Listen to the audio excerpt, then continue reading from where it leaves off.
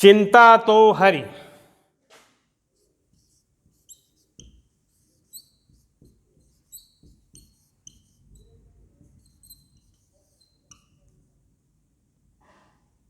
चिंता तो हरि,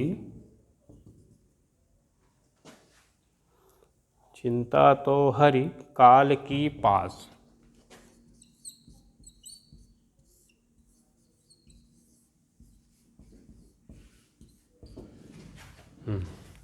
पांचवा पे देखिए जरा।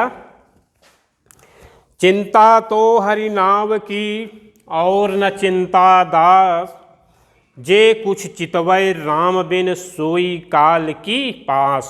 बहुत अच्छा कबीर ने यहाँ पर बताया है कि चिंता तो हरि नाव की और न चिंता दास, जे कुछ चितवे राम बिन सोई काल की पास। नाव माने नाम, चितवय माने देखता है, काल की पास माने काल के बंधन। चिंता तो हरि नाव की। यहाँ पर प्रसंग देखिए, संत कबीर ने इस साखी में ईश्वर के नाम के स्मरण को जन्म मरण से मुक्ति दिलाने वाला बताते हुए कहा है। क्या कहा है कि चिंता तो हरि नाव की। इसमें कबीर दास जी ने बताया है कि इस दास को तो केवल ईश्वर के नाम की चिंता है। चिंता तो हरि नाम की, नाम की। हरि माने ईश्वर। कबीर दास जी ने यहाँ पर बताया है कि इस दास को केवल ईश्वर के नाम की चिंता है कि कहीं वह भूल ना जाए। इस बात की चिंता है कि कहीं वह भूल ना जाए। इसके अतिरिक्त किसी और बात की चिंता नहीं है। चिंता तो हरि नाम की और न चिंता दास, मतलब इसके अतिरिक्त और किसी बात की चिंता नहीं है। कारण यह है कि इस संसार में राम के अतिरिक्त जे कुछ चितवै राम बिनु। कबीर दास जी ने बताया है कि इस संसार में राम के अतिरिक्त अर्थात राम के सिवा बिनु सोई काल की पास।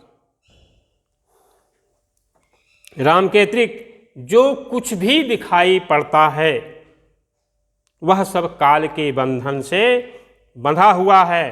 अर्थात सभी सांसारिक वस्तुएं नाशवान हैं। केवल राम का नाम ही काल के बंधन से परे है।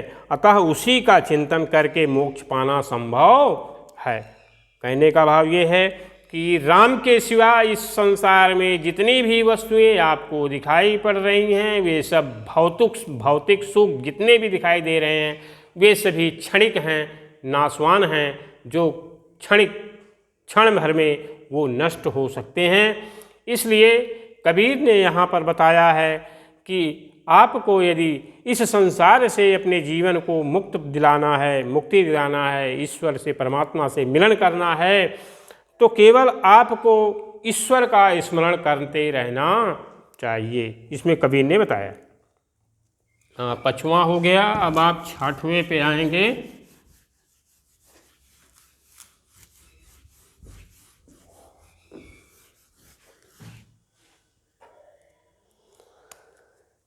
तू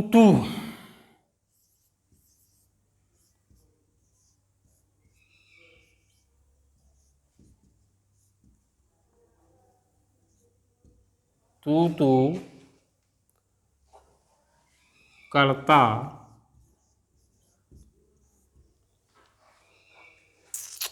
तित तू।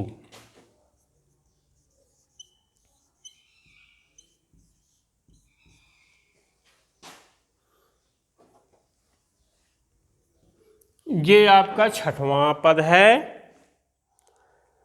तू करता तू भया मुझ में रही न हूँ, बारी फेरी बल गई जित देखो तित तू। तो देखिए यहाँ पर बताया है कबीरदास जी ने, तू माने तुम, तू माने तुम अर्थात परमात्मा, हूँ माने अहंकार, अहंकार माने घमंड होता है, बारी फेरी माने जन्म मरण का क्रम। इस साखी में प्रसंग आइए, कबीरदास जी ने अद्वैत रूप परमात्मा में लीन होकर के जीवात्मा को सर्वत्र उसी के दर्शन की अनुभूति का वर्णन होता है। जो अर्थात कबीर के कहने का मतलब आशय ये है, भाई प्रसंग बता रहा हूं कि जो परमात्मा में लीन हो गया तो उसे केवल वही परमात्मा के सिवा और कुछ भी नहीं दिखाई देता। तो व्याख्या पे आइए क्या कह रहा है कबीर, क्या कह रहे हैं कि तू करता तू भया, मुझ में रही न हूँ, बारी फेरी बल गई, जित देखो तित तू।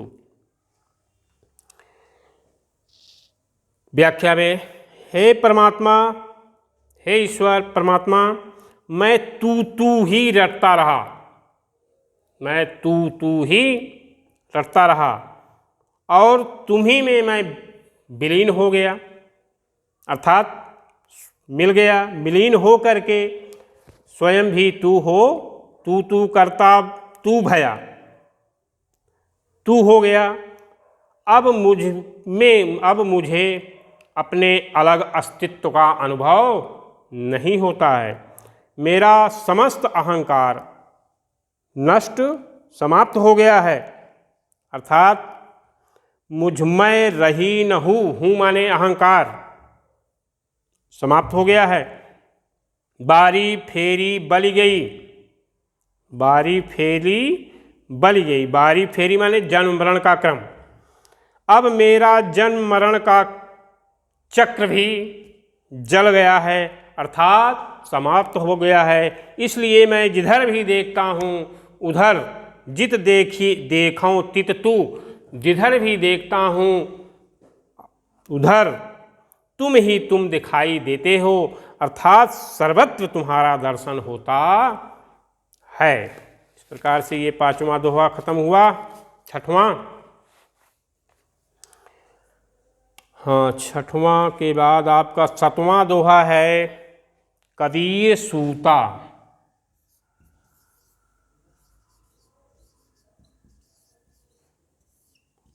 कबीर सूता।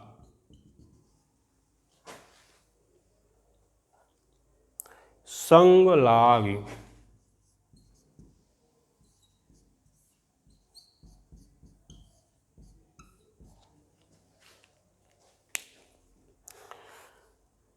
सातवां दोहा है कबीर सूता क्या करे, काहे न देखे जागी, जाके संग तय बिछुड़या ताही के संग लागी। दोहा देखिए, सूता माने होता है सोया हुआ, सूता माने सोया हुआ, काहे ना मतलब क्यों नहीं, अब बिछुड़िया माने अलग हुआ, बिछुड़िया माने अलग हुआ। यहाँ पर प्रसंग है कबीरदास जी, मतलब प्रसंग है प्रस्तुत साखी में कबीर ने जीव को अज्ञान निद्रा को त्याग कर परमात्मा में अर्थात ब्रह्मा में लीन होने की प्रेरणा दी है। जीव कैसा जीव, हम लोग जो जीव हैं। तो वही कह रहे हैं कबीर सूता क्या करे, काहे न देखे जाके संग तय बिछुड़या ताही के संग लाग। व्याख्या है कबीरदास जी स्वयं अथवा जीव से, कबीरदास जी स्वयं अथवा जीव से कहते हैं कि हे जीव, तू इस अज्ञान की निद्रा में खोया हुआ क्या कर रहा है, इस अज्ञान की निद्रा में सोया हुआ तू क्या कर रहा है। तू जाग कर कबीर सूता क्या करे, काहे न देखे जागी। जागी माने जाग, क्या कर रहा है तू, जाग कर अर्थात आत्मज्ञान प्राप्त कर। ईश्वर का दर्शन क्यों नहीं करता। अरे जीवन अज्ञान के बंधन में पड़कर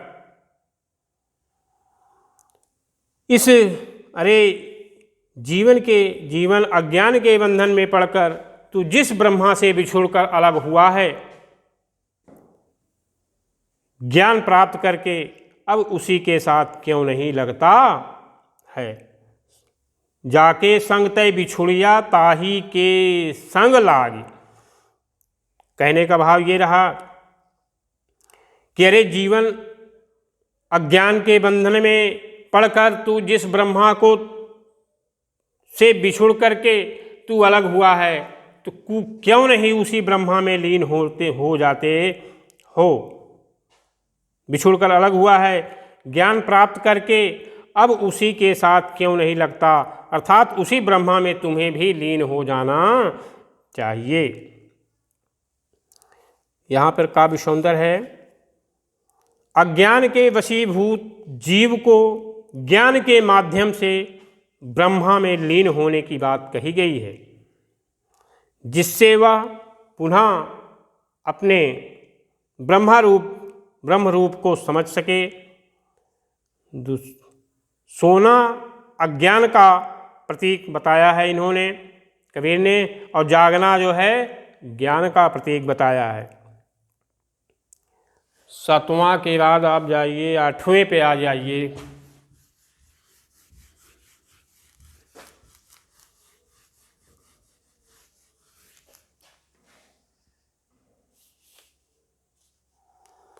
केशव कहि कहि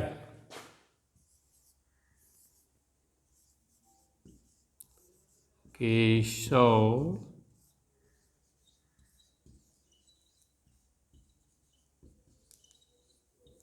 कहि कहि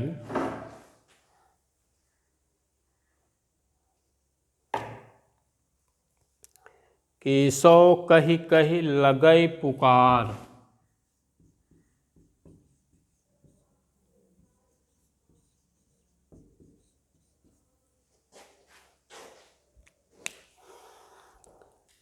केशव कहि कहि लगै पुकार। केशव माने केशव होता है, और केशव किसको कहा गया है, ईश्वर को, कृष्ण को। कूकिए माने पुकारिए, असरार माने आलसी हो। बहुत अच्छा बताया है कबीर ने यहाँ पर। केशव कहि कहि कूकिए ना सोये असरार, रात दिवस कई कूकड़े कबहूँ लगै पुकार। कबहूँ लगै पुकार। केशव कहि कहि कूकिए ना सोइए असरार, असरार माने आलसी, और रात दिवस की कूकड़े कबहूँ लगै पुकार। प्रस्तुत साखी में केशव माने केशव होता है, कूकिए माने पुकारना, असरार माने आलसी होकर। हे जीव, प्रसंग है आपका कि मनुष्य प्रस्तुत साखी में संत कबीरदास जी ने हरि नाम के स्मरण पर बल देते हुए कहा है, क्या कहा है कि हे जीव, जीव माने मनुष्य, जीव माने मनुष्य, मनुष्य के लिए कहा गया है कि हे जीव, तुझे केशव, केशव माने राम, का नाम लेकर हर समय पुकारते रहना चाहिए। केशव कहि कहि कूकिए ना सोइए असरार। कबीर ये कह रहे हैं कि हे जीव अर्थात हे मनुष्य, तुझे केशव अर्थात भगवान राम का नाम ले ले करके हर समय पुकारते रहना चाहिए। इसमें किसी भी क्षण आलस्य नहीं करना, आलस में पड़कर संसार की अज्ञान निद्रा में नहीं मग्न नहीं होना चाहिए, क्योंकि जब तू रात दिवस कै कूकड़े, रात दिवस मतलब रात दिन, कूकड़े माने कूकना, कबहु लगे पुकार। तो कबीरदास जी ने कहा है कि जब तू रात दिन उसे पुकारता रहेगा तो कभी ना कभी तेरी पुकार को वह अवश्य सुनेंगे, तभी तेरी कभी मतलब पुकार तेरी निष्फल अर्थात बेकार नहीं होगी।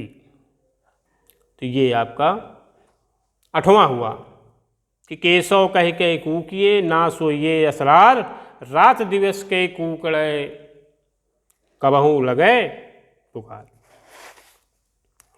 तो ये 8वां हुआ। 9वां आपका है लंबा मार्ग।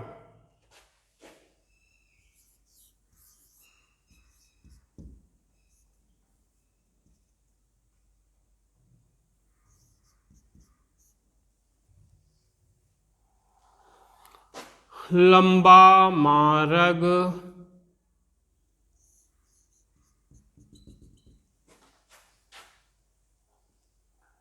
हरि दीदार।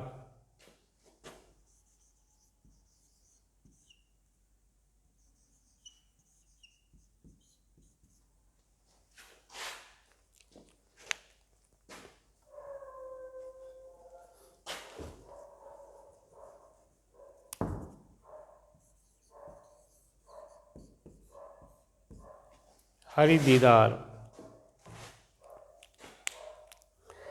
देखिए, मार माने लुटेरा होता है और दीदार माने दर्शन, विकट पंथ माने कठिन मार्ग। यहाँ पर इस कबीरदास जी ने बहुत अच्छा बताया है। लंबा मार्ग दूरी घर, विकट पंथ बहुमार, कहाओ संतव क्यों पाइये दुर्लभ हरि दीदार। दीदार माने मिलन, दर्शन।